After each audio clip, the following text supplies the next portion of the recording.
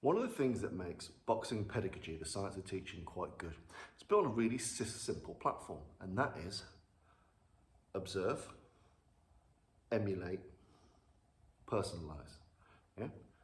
You observe what people are doing around you, you emulate that the best you can to make it effective, and then you personalize that to you in your morphology, in your skills, in your mindset over time.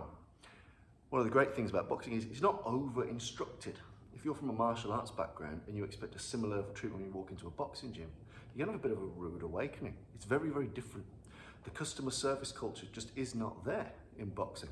If you rock up and you don't know how to skip, no one's gonna spend a huge amount of time with you showing you. They're not gonna show you the ropes.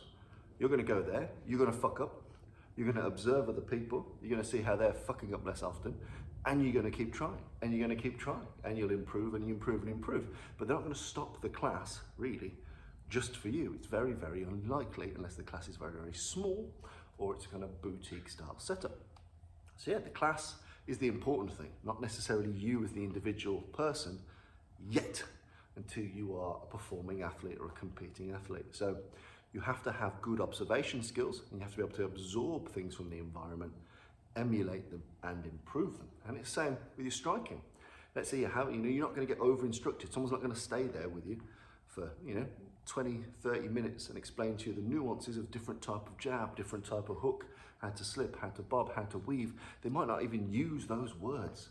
A lot of boxing coaches are good at the stuff, but sometimes they don't even know the words for the things that they're instructing very often. They might not know the difference between a bob, slip, a weave, a side step. They might not know the names of the different types of parries. Some do, some don't. It doesn't really matter. As long as you can do it, that's all that matters. But you won't get an over-personalized training plan. They might say, right, we're gonna do the bags, it's gonna be 90 seconds half power, 30 seconds full power. It might be, we're gonna do a full round, all straight arm shots, or we're gonna do a full round, all hooping shots, or whatever. One round against an emulated taller opponent.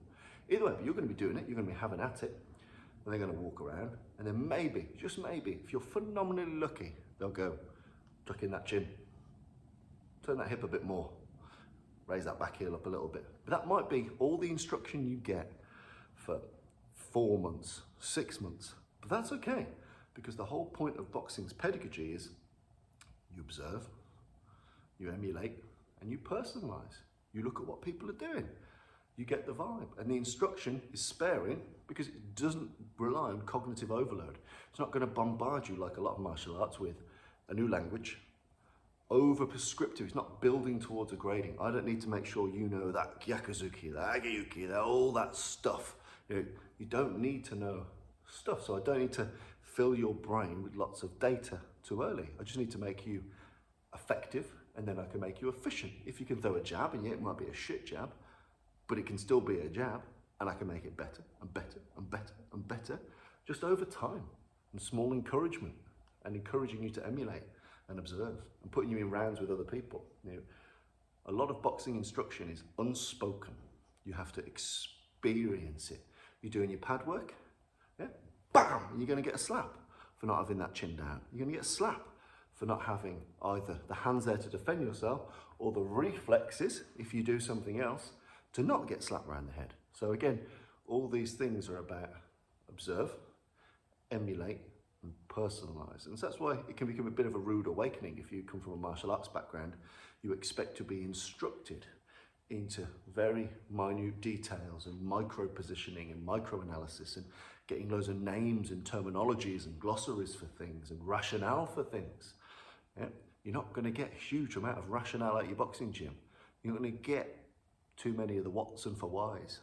What you are going to get is the experience of doing that with lots of different people under pressure.